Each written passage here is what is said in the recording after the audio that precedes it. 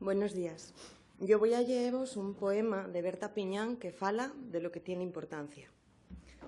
Pa otros la aventura, los viajes, el anchor del océano, Roma ardiendo y les pirámides, les selves innomables, la lluz de los desiertos, los templos y el rostro de la diosa. Pa ellos rascacielos y ciudades, palacios del sueño contra el tiempo, la sonrisa de Buda, les torres de Babel, los acueductos, la industria incesante del home y los sos afanes.